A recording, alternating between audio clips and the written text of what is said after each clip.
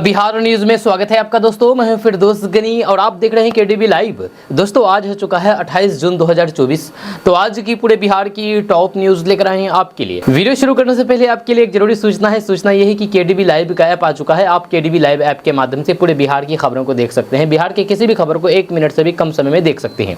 इस ऐप को इंस्टॉल करने के लिए आप प्ले स्टोर में जाइए, सर्च कीजिए केडीबी लाइव, आ जाएगा, उसको इंस्टॉल कीजिए और पूरे बिहार की खबरों को देखिए। तो चलिए चलते हैं आज की खबरों की ओर। दोस्तों बिहार में आखिर ये क्या हो रहा है, आखिर हो क्या रहा है? क्योंकि पहले अररिया, सीवान, मोतिहारी, उसके बाद अब किशनगंज में पुल धंस गया है। जी हाँ, किसी भी वक्त ये हादसा हो सकता है और किसी भी वक्त ये पुल पूरी तरीके से गिर सकता है। हफ्ते में 3-3, 4-4 पुल गिर जाना, आखिर इसका मायने क्या समझा जाए? आपको बता दूं कि बिहार में पिछले दिनों अररिया के बकरा नदी पर निर्माणाधीन पुल का एक हिस्सा ध्वस्त होकर के नदी में समा गया था। इसके बाद बिहार में पुलों के गिरने का जो सिलसिला शुरू हुआ है वह थमने का नाम ही नहीं ले रहा है।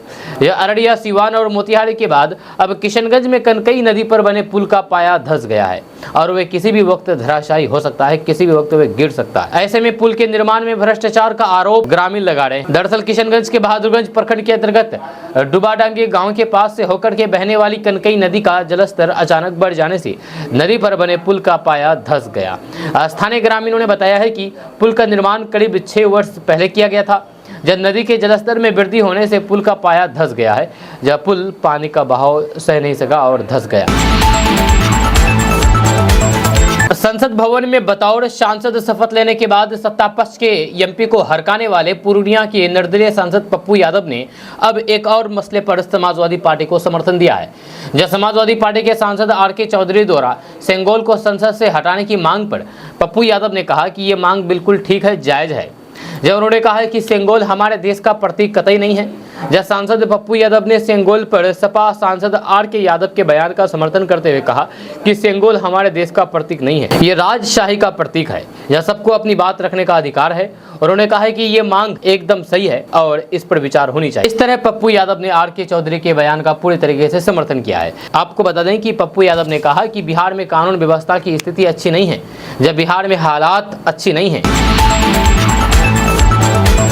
बिहार में लगातार बढ़ते अपराध को लेकर के आरजेडी नेता और बिहार विधानसभा में नेता प्रतिपक्ष तेजस्वी यादव ने नीतीश कुमार पर जोरदार हमला बोला है। जो तेजस्वी यादव ने अपने एक्स हैंडल पर एक पोस्ट डाल करके हाल ही में हुए अपराध की लिस्ट बना करके नीतीश कुमार से तीखा सवाल पूछा है। आपको बता दें कि तेजस्वी यादव ने जिस अंदाज में पोस्ट किया है उसके बाद सियासत तेज हो गई है। तेजस्वी यादव ने लिखा कि ट्रबल इंजन सरकार में डबल अपराध के डरावने नजारे। जब बिहार में सरकारी अपराध कब, किसे, कहां और क्यों और कैसे मार दे, इसकी गारंटी यमराज भी नहीं दे सकता। मुख्यमंत्री जी से इस मंगलमय जंगल राज पर सवाल करना भी अपराध की श्रेणी में आता है। क्या इंडिया गठबंधन में फूट पड़ जाएगी? क्योंकि नीतीश कुमार की पार्टी यानी कि जदयू की एक नेता ने एक ऐसा ही बयान दिया। आपको बता दें इंडिया द्वारा वोट डिवीजन की मांग नहीं करने पर अब सियासत भी तेज हो गई है। जब नीतीश कुमार की पार्टी जेडीयू के राष्ट्रीय सचिव राजीव रंजन ने दावा किया है कि विपक्ष को पता था कि उनके पास नंबर नहीं है। यदि वे वोट डिवीजन की मांग करते तो फिर इससे अनेक अंदर की जो गांठें हैं वे भी उजागर हो जाती। उन्होंने आगे कहा है कि विपक्ष के फ्लोर प्रबंधन की खामियां एक दिन पहले ही दिख गई थी, जब टीएमसी नेता अभिषेक बनर्जी का बयान सामने आया था। वहीं पर राजीव रंजन ने कहा है कि इंडिया गठबंधन के अंदर की गांठें अब बाहर होने लगी है। जब अगर ये सिलसिला जारी रहा तो फिर टीएमसी और फिर आम आदमी पार्टी जैसी पार्टियां इनके लिए यानी कि कांग्रेस के लिए भविष्य में काफी चुनौतियां खड़ी करेगी। दोस्तों अब राशन कार्ड को मोबाइल से लिंक किया जाएगा। जी हाँ, आपको बता दें कि मुफ्त अनाज ना मिलने और फिर कम राशन दिए जाने समेत कई शिकायतों को खत्म करने के लिए पूर्ति विभाग अब प्रत्येक राशन कार्ड को मोबाइल से जोड़ने जा रहा है। जब ये होते ही राशन कार्ड धारकों के मोबाइल नंबर पर अनाज वितरण का मैसेज आने लगेगा। मुफ्त राशन ले रहे लाभार्थियों की सूची के से बाहरी मृतकों या फिर विवाहित बेटियों समेत अन्य अपात्रों का नाम हटाने के लिए एक बार फिर से सत्यापन शुरू हो गया है। जब ये सत्यापन इस बार बायोमेट्रिक होगा, जैसे कोटेदार ही ई-पॉस मशीन के जरिए करेंगे। जय इसमें हर कोटेदार हर राशन कार्ड में मुखिया का आधार से जुड़ा मोबाइल नंबर भी दर्ज हो करेंगे। ये प्रक्रिया पूरी हो जाने के बाद वितरण का मैसेज अलर्ट सक्रिय हो जाएगा। जब हर माह कोटेदार के यहाँ पर राशन वितरण प्रक्रिया पूरी होते ही कार्ड धारक के मोबाइल नंबर पर मैसेज चला जाएगा कि उसे किस जगह से कौन से कोटेदार से कब और फिर कितना गेहूँ का चावल मिला है। जन स्वराज के सूत्रधार और देश के जाने माने राजनीतिक विश्लेषक प्रशांत किशोर ने नीतीश कुमार और बीजेपी की नई राजनीतिक केमिस्ट्री पर बात की है। प्रशांत किशोर ने जन स्वराज के एक कार्यक्रम में कहा कि अब बीजेपी किसी भी हालात में नीतीश कुमार को हटा नहीं सकती है। दरअसल लोकसभा चुनाव 2024 के परिणामों में बीजेपी को पूर्ण बहुमत नहीं मिली। बीजेपी को 272 का आंकड़ा पार करने के लिए अपने सहयोगियों की जरूरत पड़ी, जब सबसे खास पार्टनर नीतीश कुमार ने बीजेपी का साथ भी दिया। यही कारण है कि अब दिल्ली में नीतीश कुमार का कद बढ़ गया है। प्रशांत किशोर ने लोकसभा चुनाव के परिणाम को देखते हुए ही नीतीश कुमार और भारतीय जनता पार्टी यानी कि बीजेपी को लेकर के बड़ा बयान दिया है। जब प्रशांत किशोर ने कहा है कि लोकसभा चुनाव के परिणाम के बाद अब भाजपा वाले चाहे भी तो नीतीश कुमार को हटा नहीं सकते हैं। हालांकि उन्होंने ये भी कहा कि बिहार की जनता नीतीश कुमार जी को हटाने के लिए कमर कस चुकी है। जी हाँ, प्रशांत किशोर ने आगे कहा कि जब भाजपा वालों की हालात जो है आपको समझ लेनी चाहिए। अगर दिल्ली बचाना है तो फिर नीतीश कुमार जी को कुर्सी पर बैठाए रखना है। अगर नीतीश बाबू को कुर्सी पर बैठाए रखना है तो बिहार छूट जाना है। साफ है कि प्रशांत किशोर बिहार की जनता के सामने बीजेपी नीतीश की केमिस्ट्री को समझा रहे हैं। दोस्तों, बीजेपी के प्रदेश अध्यक्ष सम्राट चौधरी ने बीजेपी नेताओं की बैठक की। इस बैठक में तमाम मंत्री, विधायक और फिर एमएलसी शामिल हुए, जहां बिहार बीजेपी के प्रभारी विनोद तावड़े, उप मुख्यमंत्री विजय कुमार सिन्हा, स्वास्थ्य मंत्री मंगल पांडे सहित कई बीजेपी नेता बैठक में मौजूद रहे। जब बीजेपी के प्रदेश अध्यक्ष सम्राट चौधरी जब बीजेपी नेताओं के साथ बैठक कर रहे थे, तभी बिहार के मुख्यमंत्री नीतीश कुमार जी ने फोन करके बीच मीटिंग से ही सम्राट चौधरी को सीएम हाउस बुलाया। जब फोन आने के बाद सम्राट चौधरी मुख्यमंत्री से तुरंत मिलने उनके आवास पर गए। जब वहीं पर मंत्री जमा खान भी सीएम हाउस पर मौजूद थे। जब मुख्यमंत्री नीतीश कुमार ने सम्राट चौधरी को बीजेपी की मीटिंग के दौरान क्यों सीएम आवास बुलाया, इस बात का भी पता नहीं चला है। जेडीयू सूत्रों के अनुसार बीजेपी के वरिष्ठ नेता अश्विनी चौबे के बयान से मुख्यमंत्री नीतीश कुमार नाराज। अश्विनी चौबे ने कहा कि इस बार बिहार में एनडीए भाजपा के नेतृत्व में चुनाव लड़े और फिर भाजपा के नेतृत्व में एनडीए की सरकार बननी चाहिए। पूर्ण बहुमत के साथ भाजपा अकेले दम पर आए और फिर एनडीए को भी आगे बढ़ाए। अश्विनी चौबे ने मुख्यमंत्री नीतीश कुमार को लेकर के कहा कि वे उनके साथ हैं और रहेंगे। जब हम नीतीश कुमार को साथ लेकर के चलते थे, आज भी चल रहे हैं और आगे भी चलते रहेंगे। हालांकि अश्विनी चौबे ने यह भी कहा कि पार्टी में बाहरी लोगों को बर्दाश्त नहीं किया जाएगा। पार्टी में आयोजित माल हमें बर्दाश्त नहीं है। एक तरफ बिहार के मुख्यमंत्री नीतीश कुमार एनडीए गठबंधन का हिस्सा बने हुए हैं, वहीं पर दूसरी तरफ इंडिया ब्लॉक और खासतौर पर आरजेडी को उनसे अलग ही उम्मीद है। जी हाँ, लालू प्रसाद के नेतृत्व वाले ये राजद के विधायक भाई वीरेंद्र ने दावा किया है कि बिहार के मुख्यमंत्री नीतीश कुमार जल्द ही भारतीय जनता पार्टी का साथ छोड़ देंगे, जिसके बाद बीजेपी साफ हो जाएगी। बीजेपी से अलग होने के बाद नीतीश कुमार इंडिया ब्लॉक में वापस आ जाएंगे। इसके बाद बिहार में भी बीजेपी नहीं रहेगी। दरअसल जब बिहार के बीजेपी नेता अश्विनी चौबे से आगे एनडीए के नेतृत्व को लेकर के सवाल किया गया तो उन्होंने कहा कि इस बार बिहार में एनडीए को भाजपा के नेतृत्व में चुनाव लड़ना चाहिए और भाजपा के नेतृत्व में एनडीए की सरकार बननी चाहिए। अश्विनी चौबे ने आगे कहा कि पूर्ण बहुमत के साथ भाजपा अकेले दम पर आनी चाहिए और एनडीए को भी आगे बढ़ाया जाना चाहिए। उन्होंने बड़ा बयान देते हुए कहा कि पार्टी में आयातित माल हमें कभी भी बर्दाश्त नहीं है।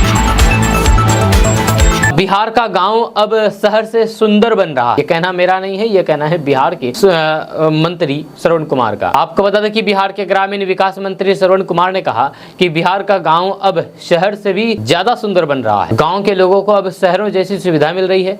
ये सब संभव हुआ है बिहार के मुख्यमंत्री नीतीश कुमार की सोच और मेहनत से। मुख्यमंत्री नीतीश कुमार बिहार के विकास के लिए प्रयासरत रहते हैं। वे बिहार के विश्वकर्मा के रूप में जाने जाते हैं। उन्होंने कहा कि बिहार की डबल इंजन की सरकार में विकास की गति में तेजी आएगी। किसानों के लिए बिजली की मुकम्मल व्यवस्था की जा रही है। किसानों को सिंचाई के लिए बिजली की अलग फीडर की व्यवस्था भी की जा रही है ताकि किसानों को समय से पहले ही बिजली मिल सके और फिर खेती करने में सहूलियत हो सके। इस अवसर पर जदयू के वरिष्ठ नेता राजेंद्र प्रसाद ने कहा कि बिहार में डबल इंजन की सरकार में नई ऊर्जा से काम हो रहा है। बिहार में जो विकास का कार्य हुआ है उसका अनुकरण दूसरे राज्यों में हो रहा है।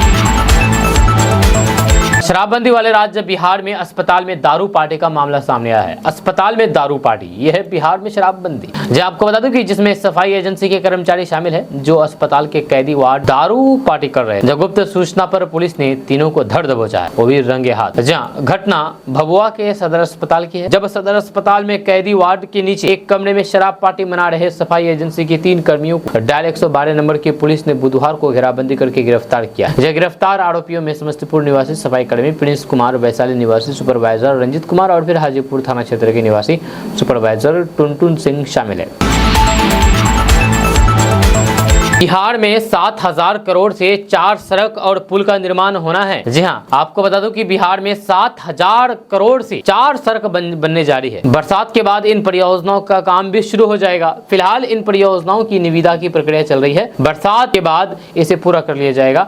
यह चारों परियोजनाएं बिहार के लिए काफी अहम है। मुख्यमंत्री नीतीश कुमार का 4 घंटे में बिहार के किसी भी जगह से पटना आने का सपना इन परियोजनाओं के पूरा होने की संभव हो सकेगा। इसके अलावा छपरा में अभी 2 लेन का बाईपास है, उसे 3 लेन का और फिर विस्तार दिया जाना है। 16 किलोमीटर लंबे इस बाईपास को बनाने में 303 करोड़ रुपए खर्च होंगे। इससे छपरा में जाम की समस्या से मुक्ति मिलेगी। लालू प्रसाद यादव के करीबी दोस्त शिवानंद तिवारी ने कहा कि आपातकाल निश्चय ही भारतीय लोकतंत्र पर धब्बा था, लेकिन आज जो देश में चल रहा है वह क्या है। उन्होंने बुधवार को एक बयान जारी करके कहा है कि आपातकाल हटने के बाद इंदिरा गांधी को 1977 का चुनाव तक हारना पड़ा था, लेकिन उस दौरान आरएसएस की क्या भूमिका थी इसे भी ओझल नहीं किया जा सकता। आपातकाल हटने के बाद जन समर्थन प्राप्त करने के लिए इंदिरा गांधी ने 20 सूत्री कार्यक्रम घोषित किए। जब उस दौर के आरएसएस प्रमुख बाला साहेब देवरस इंदिरा गांधी को पत्र लिखकर के कहा था कि वे 20 सूत्री कार्यक्रमों से पूर्णतः सहमत है। अगर सरकार आरएसएस पर से प्रतिबंध हटा लेती है और फिर हमारे आरएसएस को रिहा कर देती है, स्वयंसेवकों को रिहा कर देती है, तो फिर हम पूरे मन और फिर निष्ठा से 20 सूत्री मांगों के समर्थन में अभियान चलाएंगे। उन्होंने कहा है कि आपातकाल में जेल से रिहाई के लिए कितने लोगों ने माफीनामा लिखा, इसकी भी जांच की जाए, तो फिर जो लोग आज आपातकाल की निंदा कर रहे हैं उनकी कलई खुल जाएगी। शिवानंद तिवारी ने कहा है कि आज क्या हो रहा है, अपने विरोधियों को डराने के लिए सरकार ईडी, सीबीआई और फिर आयकर वालों को नोटिस भेज रही है। क्या आपको पता है कि बिहार के कोसी नदी को बिहार का शोक कहा जाता है? आपको बता दूं कि ये सवाल प्रतियोगी परीक्षाओं में भी अक्सर आते हैं। जब बिहार की कोसी नदी बिहार को बर्बाद करने में नंबर 1 भूमिका निभाती है। जब बिहार का शोक के नाम से जाना जाता है कोसी नदी, क्योंकि इस नदी में आने वाली बाढ़ बिहार में भयंकर तबाही का कारण बनती है। कोसी नदी तिब्बत से निकलती है और चीन, नेपाल और भारत में बहती हुई गंगा नदी में मिल जाती है। कोसी नदी का भौगोलिक स्वरूप काफी दिलचस्प है। पिछले 250 सालों में यह नदी 120 किलोमीटर तक फैल चुकी है। जब हिमालय की ऊंची पहाड़ियों से तरह तरह के अवसाद यानी कि बालू, कंकर, पत्थर अपने साथ लाती हुई ये नदी निरंतर अपने क्षेत्र का विस्तार कर रही है। उत्तर बिहार के मैदानी इलाकों को तरती हुई ये नदी पूरा क्षेत्र उपजाऊ बना देती है। उसी नदी में आने वाली बाढ़ बिहार के लिए एक बड़ी समस्या। नेपाल और भारत दोनों ही देश इस नदी पर बांध बना चुके हैं, लेकिन कुछ पर्यावरणविदों ने इससे नुकसान की भी संभावना जताई है। कोसी नदी में आने वाली बाढ़ से बिहार में भयंकर तबाही होती है। हर साल कई गाँव और फिर शहर जलमग्न हो जाते हैं और लोगों को विस्थापित होना पड़ता है। इसके अलावा बाढ़ से फसलों को भी बहुत बुरी तरीके से नुकसान होता है। कोसी नदी का महत्व केवल बाढ़ के कारण ही नहीं, बल्कि ये नदी उत्तर बिहार के लिए एक महत्वपूर्ण जल स्रोत भी है। ये नदी किसानों के लिए सिंचाई का एक प्रमुख जल स्रोत है और इसके किनारे बसे शहरों और फिर गाँव के लिए पेयजल का स्रोत है। इसके अलावा कोसी नदी पर बांध और फिर जल विद्युत परियोजनाएं भी है, जो कि बिहार के विकास में महत्वपूर्ण भूमिका निभाती है।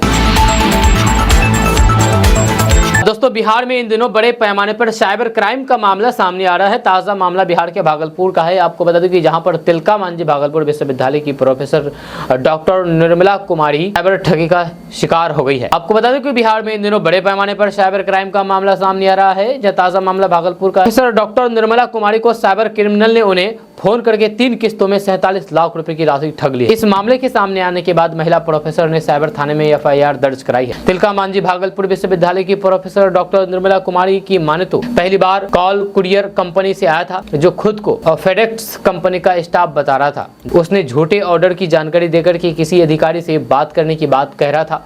जब उन्होंने बोला है कि एयरपोर्ट पर आपका कुछ सामान है जिसे वहां पर रोका गया है। जिसके बाद उसने एक नंबर से कांटेक्ट किया, जब उसने अपने को क्राइम ब्रांच का अधिकारी बताया।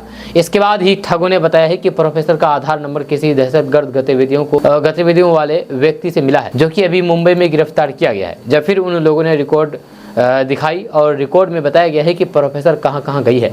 इसके बाद उन्होंने कहा है कि मैं कहीं नहीं गई हूं। तो फिर उन्होंने एक और कॉल रिकॉर्डिंग सुनाई। उस रिकॉर्डिंग में वो जहां गई थी वो सभी रिकॉर्ड था। जब फिर उसने कहा कि होटल या फिर अन्य जगह पर गए होंगे जहां पर आधार कार्ड यूज किया होगा, जिसका मिसयूज हुआ है, या इसी के लिए उस शख्स को क्राइम ब्रांच ने ऑफिसर के पद पर नियुक्त किया है। ठगी की शिकार हुई प्रोफेसर का कहना है कि पहले उन्होंने पुलिस की वर्दी में अपना चेहरा दिखाया और बोला कि मैं हूं। एक फॉर्म निकाला और फिर फॉर्म पर आधार का पर्सनल डाटा और फिर बैंकिंग डाटा देने को कहा गया। 10 जून को एक कुरियर कंपनी का फ़ोन आता है।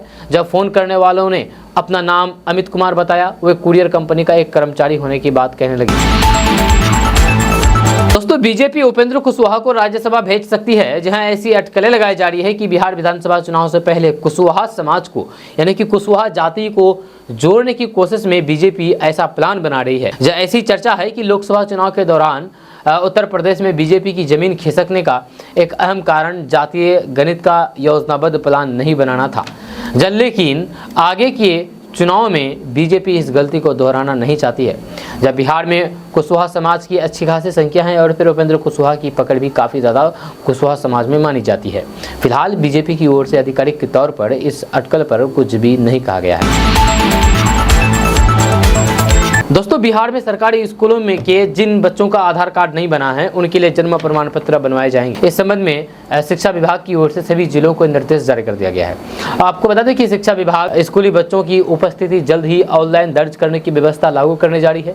इसके लिए बच्चों के आंकड़े ई शिक्षा कोष पोर्टल पर अपलोड कर दिए जा रहे हैं। इसके लिए जरूरी है कि हर एक बच्चे का आधार कार्ड बना हो। जब बच्चों का आधार कार्ड बनवाने के लिए सभी जिलों में प्रखंड स्तर पर चयनित 2 विद्यालयों में आधार केंद्र की स्थापना की गई है। ऐसे केंद्रों पर विद्यालय में अध्ययनरत बच्चों का आधार कार्ड बनाया जाएगा। आपको बता दें कि जन्म प्रमाण पत्र बनाने की जटिलताओं के कारण अधिकांश बच्चों के आधार कार्ड नहीं बन पा रहे हैं, जहां इससे ऐसे बच्चों के आंकड़े की ई शिक्षा कोष पोर्टल पर एंट्री नहीं हो पा रही है। जब पोर्टल पर बच्चों के आंकड़े अपलोड करना अनिवार्य है, जहां इसलिए बच्चों के जन्म प्रमाण पत्र प्राथमिक के आधार पर बनवाए जाए।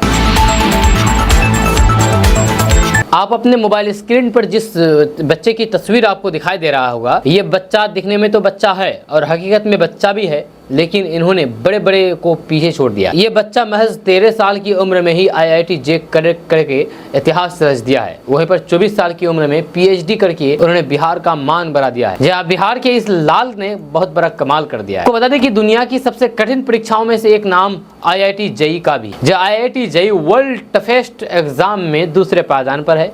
इसके बावजूद भी हर साल लाखों बच्चे इंजीनियरिंग बनने की चाह में इस परीक्षा में भाग लेते हैं, लेकिन कुछ हजार प्रतिभाशाली छात्र ही IIT JEE प्रवेश परीक्षा में पास हो पाते हैं। जब कई छात्रों को इंजीनियरिंग की इस प्रतिष्ठित परीक्षा में पास होने के लिए 2-2, 3-3 अटेम्प्ट लग जाते हैं। वहीं पर कुछ अपने पहले ही अटेम्प्ट में JEE मेंस की परीक्षा पास कर जाते हैं। उन्हीं कुछ में एक नाम बिहार के सत्यम कुमार का भी है। एक रिपोर्ट्स के अनुसार सत्यम कुमार की प्रतिभा का अंदाजा इस बात से लगाया जा सकता है कि इन्होंने महज 13 साल की उम्र में IIT JEE की परीक्षा पास करके इतिहास रच दिया था। जी हाँ, आपको बता दें कि बिहार के भोजपुर जिले के सत्यम कुमार IIT JEE पास करने वाले सबसे कम उम्र के भारतीय। एक किसान के बेटे सत्यम कुमार ने साल 2013 में JEE मेंस यानी कि ज्वाइंट एंट्रेंस एग्जाम पास की थी। उन्हें IIT JEE प्रवेश परीक्षा में 670वें रैंक हासिल हुए। सत्यम ने पहली बार 2011 में 12 साल की उम्र में JEE की परीक्षा दी थी और फिर ऑल इंडिया रैंक 8137 हासिल की थी, लेकिन वे अपनी रैंक से खुश नहीं था। इसलिए उन्होंने साल 2012 में फिर से IIT JEE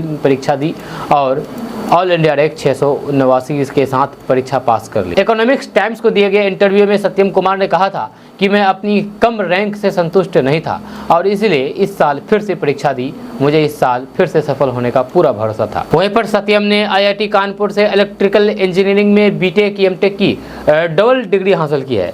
इसके बाद PhD करने के बाद अमेरिका चले गए। महज 24 साल की उम्र में उन्होंने अपनी PhD पूरी की। उन्होंने ब्रेन कंप्यूटर इंटरफेस में विशेषज्ञता प्राप्त की है और ग्रेजुएट रिसर्च असिस्टेंट के रूप में काम किया है। दोस्तों, बिहार के सरकारी स्कूलों के शिक्षकों के लिए बिहार सरकार ने नया आदेश जारी किया। उन्हें अपने मोबाइल के ऐप पर ऑनलाइन हाजिरी बनानी है। ये सिस्टम लागू कर दिया गया है, लेकिन सरकार ने ऐसा ऐप बनाया है कि शिक्षक त्राहिमाम कर रहे हैं। जब पूरे बिहार से ऐसी तस्वीरें सामने आई है, इससे शिक्षा विभाग और फिर सरकारी सिस्टम मजाक बन गया। ऑनलाइन हाजिरी बनाने के लिए सरकारी आदेश लागू होने के पहले दिन सिर्फ 16% शिक्षक ही ऑनलाइन हाजिरी बना पाए। सरकार ने उन्हें शिक्षा विभाग के खास ऐप ई शिक्षा कोष मोबाइल ऐप पर अटेंडेंस बनाने को कहा। जब पूरे बिहार में शिक्षक घंटों इस मोबाइल पर हाजिरी बनाने की कोशिश करते रहे, लेकिन ज्यादातर सफल नहीं हो पाए। किसी की मोबाइल में ऐप खुला ही नहीं, या किसी का पासवर्ड गलत बता रहा था, किसी की ID सही नहीं थी, तो फिर किसी की स्कूल के लोकेशन ऐप पर गलत दिख रहा था। इसके कारण ऑनलाइन हाजिरी नहीं लग सकी। बिहार से ऑनलाइन हाजिरी लगाने के फेरे में फंसे शिक्षकों का वीडियो और तस्वीरें सामने आने के बाद शिक्षा विभाग को अपनी गलती का एहसास हुआ, जहां अब बिहार शिक्षा परिषद यानी कि बीईपी ने ऐप बनाने और फिर संचालन करने वाली एजेंसी को कहा कि वे 28 जून तक ऐप में आ रही दिक्कतों को दूर करें। जब बीईपी ने एजेंसी को लिखे गए पत्र में कहा कि मोबाइल ऐप ठीक से काम नहीं कर रहा है, लोकेशन की भी समस्या आ रही है, इसे हर हाल में दूर किया जाए। बिहार में जमीन की खरीद बिक्री करने वाले लोगों के लिए एक बड़ी खबर सामने आ रही है। ताज़ा रिपोर्ट्स के मुताबिक बिहार में जमीन दाखिल खारिज को लेकर के अब नई व्यवस्था शुरू कर दी गई है। इसको लेकर के सरकार के द्वारा दिशा निर्देश भी जारी कर दिया गया है। खबर के अनुसार बिहार में नकली केवाला के आधार पर दाखिल खारिज रोकने के लिए सरकार ने नई व्यवस्था शुरू की है। इस नई व्यवस्था के तहत बिहार में एडीएम से जांच करने के बाद ही उस केवाला के आधार पर दाखिल खारिज या फिर जमाबंदी की जाएगी। आपको बता दूं कि राजस्व एवं भूमि सुधार विभाग के मंत्री दिलीप कुमार जायसवाल ने जानकारी देते हुए कहा कि बिहार में 20 साल पहले केवाला की जांच एडीएम से करने के बाद ही उस केवाला के आधार पर उस जमीन की दाखिल खारिज की जाएगी। बिहार में यूपी मॉडल चलेगा। जी हाँ, आपको बता दूं कि यूपी मॉडल, जैसे कि आपको पता है कि यूपी में बुलडोजर बाबा से फेमस योगी आदित्यनाथ का एक्शन है क्राइम के प्रति, वो एक पूरे देश में फेमस है। अब यूपी मॉडल को बिहार में भी लागू करने की जोर पकड़ने लगी है और ये कोई और नहीं बल्कि खुद बीजेपी नेता ने कहा है। आपको बता दूं कि ये कहना किसी और का नहीं बल्कि बिहार के उप मुख्यमंत्री विजय कुमार सिन्हा का। जहाँ बिहार के उप मुख्यमंत्री विजय कुमार सिन्हा ने बड़ा बयान दिया है। जहाँ उन्होंने कहा है कि ये मुजफ्फरपुर की धरती है, अपराधियों के कानों तक एनकाउंटर की गूंज सुनाई पड़ेगी, कोई भी अपराधी नहीं बचेगा, सरकार सजग है। आपको बता दो कि मुजफ्फरपुर में एक व्यक्ति की जान ले ली गई थी, जहां पर विजय कुमार सिन्हा मिलने के लिए पहुंचे थे। वहां पर विजय कुमार सिन्हा ने कहा है कि मैं पदाधिकारियों के साथ बैठने जा रहा हूं। इस कांड में 2 लोगों की गिरफ्तारी भी हुई है। उन्होंने आगे कहा है कि किसी भी हालात में अपराधी और फिर भ्रष्टाचारी को बख्शा नहीं जाएगा।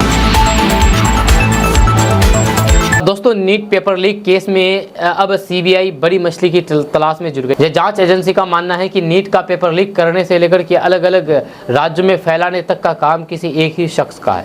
जांच agency CBI NEET paper leak case के सरगना संजीव मुखिया के अलावा एनटीए से पेपर लीक कराने वाले मुख्य आरोपी तक पहुंचने की कोशिश कर रही है। इसके लिए बाकायदा आरोपियों के तार से तार जोड़े जा रहे हैं। दरअसल सीबीआई को आशंका है कि एक ही शख्स ने नीट का पेपर लीक करके बिहार समेत कई राज्यों में फैलाया है। सीबीआई ने समस्तीपुर के बिथान में सिकंदर यादवेंद्रू के पैतृक घर पर जाकर भी जानकारी जुटाई।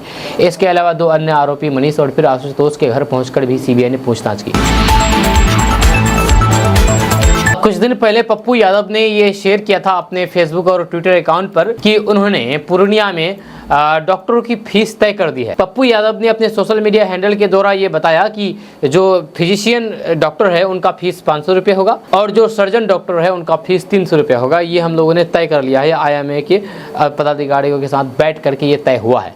अब पूर्णिया में जितने भी डॉक्टर हैं उन सभी का फीस यही रहेगा। इसमें एक बड़ी अपडेट सामने आई है। अपडेट ये है कि आईएमए के अधिकारियों ने कहा कि ऐसे कोई भी फीस तय नहीं हुई है पप्पू यादव के साथ। जी हाँ, आपको बता दूं कि आईएमए के अधिकारियों ने कहा कि ऐसे कोई भी फीस नहीं हुई है पप्पू यादव के साथ, क्योंकि पप्पू यादव के साथ कई मौके पर मुलाकात हुई है और बातचीत हुई है। उनके प्रति, गरीबों के प्रति वे काफ़ी चिंतित हैं, काफ़ी चिंता करते हैं। लेकिन ये जो फीस का मामला है इसमें ये कभी भी तय नहीं हुआ है। आईएमए के अधिकारियों ने ये कंफर्म किया है कि पप्पू यादव जी ने जो सोशल मीडिया पर ये ऐलान किया है कि डॉक्टरों की फीस तय हो गई है पूर्णिया में, ऐसा कोई बात नहीं है।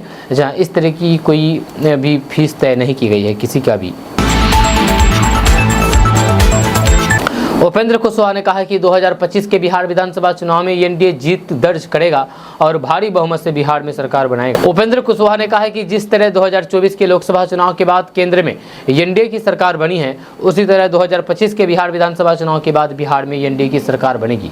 उपेंद्र कुशवाहा ने कहा कि बिहार विधानसभा चुनाव को लेकर के एनडीए की तैयारियां तेज कर दी है और दिल्ली की तरह पटना में भी सरकार बनाने के लिए एनडीए के सभी नेता कार्यकर्ता पूरी तरीके से तैयारी में जुटे हुए हैं।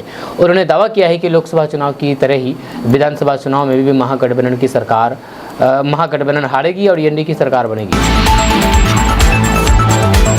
नीतीश सरकार 3 लाख युवाओं को सरकारी नौकरी देने की तैयारी में है। जी हां, आपको बता दें कि आगामी बिहार विधानसभा चुनाव से पहले ही, यानी कि 2025 में बिहार विधानसभा चुनाव होने वाले हैं, उससे पहले ही बिहार की नीतीश सरकार युवाओं के लिए नौकरी का पिटारा खोलने जा रही है। बिहार में जल्द ही चुनाव होने वाले हैं, ऐसे में युवाओं की वोट को पक्का करना बेहद जरूरी है। रोजगार से ही युवाओं की वोट को पक्का किया जा सकता है। कुछ समय पहले बिहार के मुख्यमंत्री नीतीश कुमार द्वारा 12 लाख से अधिक युवाओं को सरकारी नौकरी देने की घोषणा की गई थी और फिर अब इस पर तेजी से काम शुरू हो गया है। यह मुख्यमंत्री के अधीन सामान्य प्रशासन विभाग सभी विभागों से खाली पड़े पदों के आधार पर रोस्टर क्लियरेंस करके सूचनाएं उपलब्ध कराने का निर्देश दिया है। आपको बता दें कि बिहार के मुख्यमंत्री नीतीश कुमार द्वारा 12 लाख से अधिक युवाओं को सरकारी नौकरी देने की घोषणा की है। इसी क्रम में 3 लाख युवाओं को अगस्त महीने में नियुक्ति पत्र देने का प्रयास किया जाएगा। दोस्तों, बिहार के साइबर अपराधियों का पाकिस्तान कनेक्शन कई मामलों में सामने आया है। साइबर थाना में दर्ज कांड में साइबर थाना की पुलिस ने पटना कदम कुआं थाना क्षेत्र में छापेमारी करके छठी फेल साइबर अपराधी को उसके महिला सहयोगियों के साथ गिरफ्तार किया गया था। छापेमारी के दौरान गिरफ्तार आरोपित के पाकिस्तान कनेक्शन सामने आया है। वहीं पर महिलाओं को ब्लैकमेल करके उनसे करोड़ों रुपए ऐंठने का भी खुलासा हुआ है। जिन आरोपियों के पाकिस्तान कनेक्शन सामने आया है उसमें उन आरोपियों के पाकिस्तान के मुल्तान में बैठे 20 साइबर अपराधियों की मदद से 5 माह में तकरीबन 5 करोड़ रुपए हवाला एवं CDS के माध्यम से विभिन्न बैंक खातों में जमा करवाया गया था। इसमें देश के साइबर अपराधी को 10% कमीशन मिलता था। यहाँ के लोगों की सारी डिटेल्स, खाता नंबर सहित अन्य जानकारियाँ पाकिस्तान में बैठे अपराधियों को भेजता था। आपको बता दें कि कटिहार के कुर्सला थाना क्षेत्र के समेली से गिरफ्तार साजन कुमार के पास साइबर थाना पुलिस ने आधार कार्ड, विभिन्न बैंक खाता नंबर, थंब निशान के दस्तावेज और फिर थंब मशीन, बायोमेट्रिक मशीन बरामद करके जब जांच किया तो फिर ये बात सामने आई है कि वे करोड़ों की हेराफेरी भोले वाले ग्रामीण लोगों से करके करोड़ों रुपए अर्जित की है। यहाँ तक कि साइबर अपराधी महंगी गाड़ियों का भी शौक रख रखा है, जी हाँ, जिस कारण कई गाड़ियां भी उनके पास से बरामद की गई है। इस मामले में अपराधी का पाकिस्तान कनेक्शन सामने आया। आपको बता दें कि ये साइबर अपराधी सोशल मीडिया ऐप से लड़कियों और फिर महिलाओं का मोबाइल नंबर निकाल करके साइबर अपराधी SP बन करके कॉल करता था, उन्हें डराता था, धमकाता था और कहता था कि तुम्हारे न्यूड और अश्लील वीडियो फोटो वायरल कर रहा है, FIR नहीं होने देना चाहती हो तो फिर मुझसे बात करो। जहाँ पीड़िता डर जाती और फिर वीडियो कॉल पर बात करने को मजबूर हो जाती। इस दौरान अश्लील फोटो और वीडियो बना लेता था और फिर उससे पैसे वसूलता था। जब कोरा थाना के गैराबाड़ी निवासी शमस तबरेज को साइबर थाना पुलिस ने गिरफ्तार किया था। वह महिलाओं और लड़कियों का न्यूड वीडियो बना करके उसे मोटी रकम ब्लैकमेलिंग के तौर पर वसूलता था। साथ ही साथ अपराधी उनसे न्यूड वीडियो कॉलिंग के माध्यम से लोगों को फांस करके उसे ब्लैकमेलिंग भी करता था। इस अपराधी का भी पाकिस्तानी कनेक्शन सामने आया था। दोस्तों, 2 दिन में जून का महीना खत्म हो जाएगा, उसके बाद जुलाई महीना शुरू हो जाएगा। आपको हम अभी बताएंगे कि आखिर 1 जुलाई से कौन से ऐसे 5 बड़े चीज हैं जो बदलाव होने वाले हैं। जब 5 बड़े बदलाव के बारे में हम आपको बताएंगे कि 1 जुलाई से 5 बड़े बदलाव होने वाले हैं, वो कौन कौन से चीज हम आपको बताएंगे। तो आपको बता दें कि जून का महीना खत्म होने जा रहा है और जुलाई की शुरुआत हो रही है। 2 दिन का समय बाकी है और उसके बाद पहली तारीख से देश में कई बड़े बदलाव देखने को मिलेंगे जो कि सीधे आपके घर की रसोई से लेकर के बैंक अकाउंट और फिर मोबाइल फोन पर असर डाल सकते हैं। इसमें LPG सिलेंडर की कीमत से लेकर के क्रेडिट कार्ड के नियम तक शामिल है। ये सीधे आपके पैसे से जुड़े हुए हैं। LPG सिलेंडर की कीमतों में संशोधन करती है और 1 जुलाई 2024 को सुबह 6 बजे इसमें बदलाव देखने को मिल सकता है। जब बीते कुछ समय में जहां 19 किलोग्राम वाले कमर्शियल गैस सिलेंडर की कीमतों में कई बार चेंज देखने को मिला है, लेकिन घर की रसोई में इस्तेमाल होने वाले 14 किलोग्राम वाले घरेलू गैस सिलेंडर की कीमत लंबे समय से स्थिर बनी हुई है। ऐसे में यह माना जा रहा है कि 1 जुलाई से रसोई गैस की कीमतों में बढ़ोतरी हो सकती है। वहीं पर दूसरा बदलाव है ATF और CNG PNG की रेट। जहां हर महीने की पहली तारीख को सिर्फ LPG सिलेंडर की कीमतों में ही बदलाव नहीं किया जाता है, बल्कि इसके साथ ही ऑयल मार्केटिंग कंपनियां हवाई ईंधन यानी कि एयर टर्बाइनल फ्यूल यानी कि ATF और फिर CNG PNG के दाम भी संशोधन करती है। ऐसे में पहली तारीख को इनकी नई कीमतें भी सामने आ सकती है। तीसरा बदलाव है क्रेडिट कार्ड बिल पेमेंट। अगर आप भी क्रेडिट कार्ड का इस्तेमाल करते हैं तो फिर 1 जुलाई 2024 की तारीख आपके लिए अहम है। दरअसल महीने के पहले ही दिन से क्रेडिट कार्ड पेमेंट से जुड़ा बड़ा बदलाव लागू होने जा रहा है। इसके बाद कुछ पेमेंट प्लेटफॉर्म के जरिए बिल पेमेंट में परेशानियां भी पेश आ सकती है। इस बिल डेस्क जैसे कुछ फिनटेक शामिल है। दरअसल RBI के नए रेगुलेशन के मुताबिक 1 जुलाई से सभी credit card bill payment Bharat bill payment system यानी कि BPPS के जरिए किए जाना चाहिए। इसके बाद से सभी को भारत बिल पेमेंट सिस्टम यानी कि BBPS के माध्यम से ही बिलिंग करनी होगी। वहीं पर चौथा है सिम कार्ड पोर्टल। ट्राई यानी कि TRAI की तरफ से सुरक्षा को ध्यान में रखते हुए नियम बदलाव किया जा रहा है। अब एक बार फिर से सिम कार्ड से संबंधित नियम बदलने वाला है और इस चेंज के लागू होने की भी तारीख 1 जुलाई 2024 तय की गई। ट्राई ने मोबाइल नंबर पोर्टेबिलिटी नियम में बदलाव करने का फैसला किया है। सिम स्वैप फ्रॉड से बचने के लिए ट्राई की तरफ से इस नियम को लागू कर दिया गया है। इसके तहत सिम कार्ड चोरी या फिर डैमेज होने की स्थिति में आपको थोड़ा इंतजार करना होगा। पहले सिम कार्ड चोरी या फिर डैमेज होने के बाद आपको स्टोर से तुरंत नया सिम मिल जाता था, लेकिन न्यू रूल्स के मुताबिक अब इसका लॉकिंग पीरियड्स बढ़ा दिया गया है और यूजर्स को 7 दिन तक इंतजार करना होगा। अंतिम है पंजाब नेशनल बैंक में खाता। जहां बात करें अगले महीने की होने वाले 5वें बड़े बदलाव की, तो फिर ये पंजाब नेशनल बैंक के ग्राहकों से जुड़ा हुआ है। दरअसल अगर आपका पंजाब नेशनल बैंक में अकाउंट है और फिर उसे आपने सालों से इस्तेमाल नहीं किया, तो फिर ये 1 जुलाई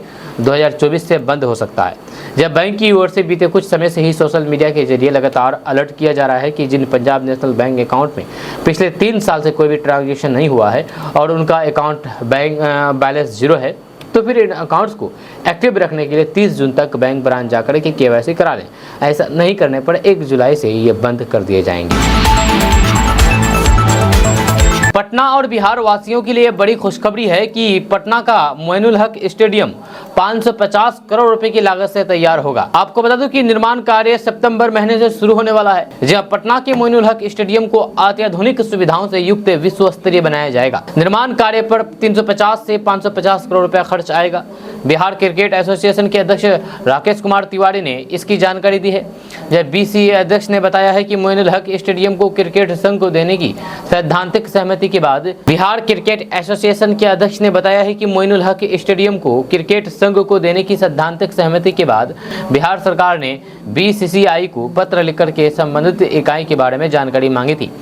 इसके जवाब में BCCI के सचिव जय शाह ने बिहार सरकार को पत्र लिखा है, जिसमें खेल विभाग के प्रधान सचिव डॉक्टर B राजेंद्र के द्वारा 2 मई 2024 के बिहार सरकार के संकल्प और 4 जून 2024 को जारी पत्र के जवाब में BCCI के सचिव जय शाह ने 24 जून 2024 को BCCI की बैठक में लिए गए निर्णय से बिहार सरकार से संबंधित विभागों को सूचित किया है। आपको बता दूं कि बिहार क्रिकेट एसोसिएशन BCCI का एफिलिएटेड मेंबर है और फिर यही निर्माण कार्य के लिए अधिकृत है। दोस्तों, बिहार में मानसून अब पूरी तरीके से एक्टिव हो गया है। कल सुबह से ही गोपालगंज, बेगूसराय, सीतामढ़ी, बगहा, बेतिया, जमुई, मोतिहारी और फिर मधुबनी में तेज बारिश हो रही है। जहां वहीं पर मुजफ्फरपुर में काले बादल छाए हुए हैं। इधर वाल्मीकि नगर से नेपाल के पोखरा तक जाने वाले रास्ते में तेज बारिश के कारण लैंडस्लाइड हुआ है।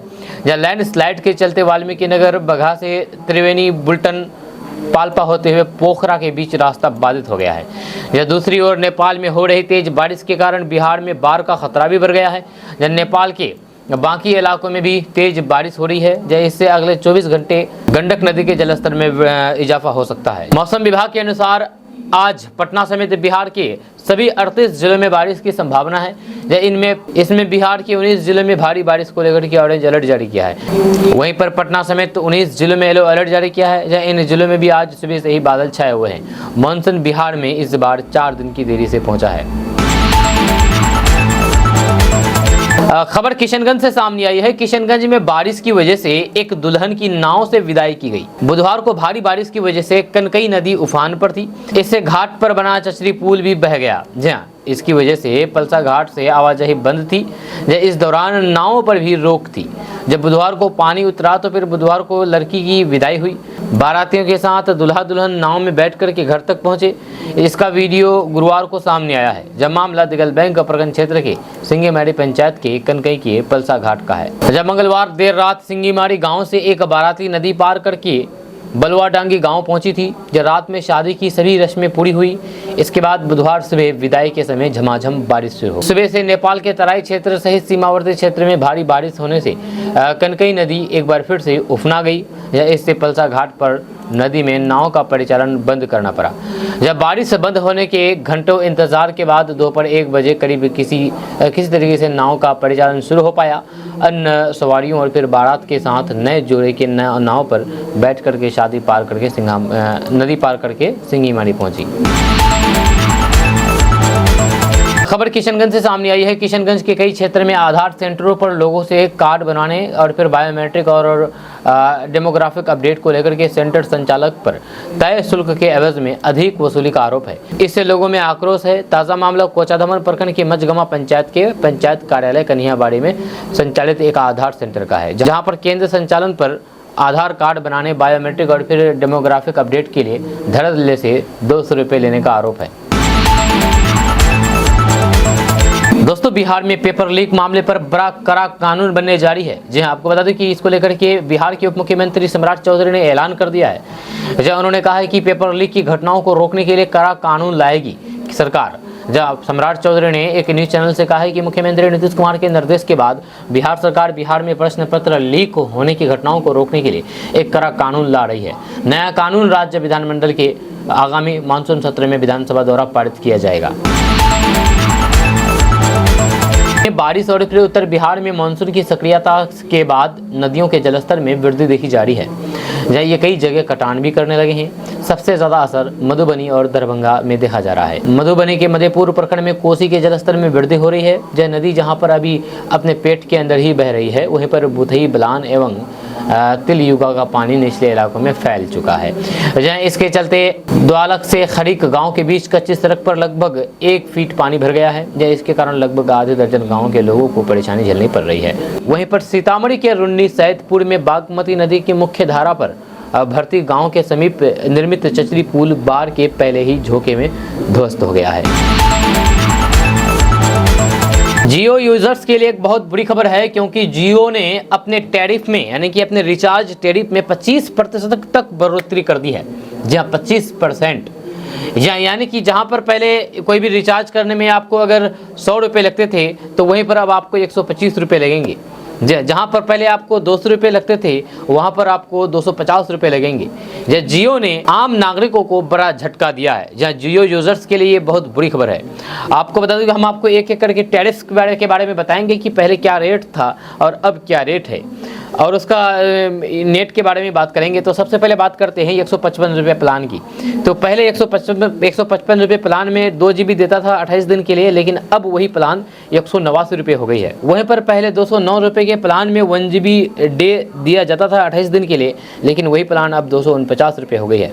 जब पहले 239 रुपये प्लान अब 299 हो गई है, जो कि 1.5 GB पर डे दिया जा रहा है। 299 वाला प्लान 349 रुपये हो गई है, जो कि 2 GB पर डे दिया जा रहा है। वहीं पर 399 रुपये प्लान 449 रुपये हो गई है, जो कि 3 GB पर डे दिया जा रहा है। वहीं पर 533 रुपये प्लान 629 रुपये हो गई है, जो कि 2 GB डे 56 दिन के लिए दिया जा रहा है। वहीं पर 395 रुपये प्लान 479 रुपये हो गई है। 666 रुपये प्लान 799 रुपये हो गई है। जब 719 रुपये प्लान 859 रुपये हो गई है। 999 रुपये वाला प्लान 1199 रुपये हो गया है। वहीं पर 1559 रुपये प्लान 1899 रुपये हो गई है। वहीं पर 2999 रुपये प्लान 3599 रुपये हो गई है। दोस्तों, आज का न्यूज़ बस यहाँ तक। कैसा लगा आपको नीचे कमेंट बॉक्स में कमेंट करके ज़रूर बताइएगा। जाने से पहले आपके लिए ज़रूरी सूचना ये है कि KDV लाइव का ऐप आ चुका है। आप KDV लाइव ऐप के माध्यम से पूरे बिहार की खबरों को देख सकते हैं। अगर आप बिहार के रहने वाले हैं और बिहार न्यूज़ से इंटरेस्ट रखते हैं, तो आप KDV लाइव ऐप को इंस्टॉल कर सकते हैं। इस ऐप में बिहार के किसी भी खबर को 1 मिनट से भी कम समय में दिया जाता है। तो ऐसे में अगर आप बिहार न्यूज़ से इंटरेस्ट रखते हैं, तो आप KDV लाइव ऐप को इंस्टॉल कर सकते हैं। इस ऐप में बिहार की किसी भी खबर को 1 मिनट में कम समय में दिया जाता है। ऐप को इंस्टॉल करने के लिए आप प्ले स्टोर में जाइए, जाकर सर्च कीजिए KDV लाइव आ जाएगा, उसको इंस्टॉल कीजिए और पूरे बिहार की खबरों को देखिए। साथ ही साथ इस ऐप में आप खुद से भी खबर को पोस्ट कर सकते हैं। लाइक, कमेंट, शेयर, मैसेज, बहुत सारी चीज़ कर सकते हैं, फॉलो कर सकते हैं। ऐप को इंस्टॉल करना बिल्कुल नहीं भूलिएगा।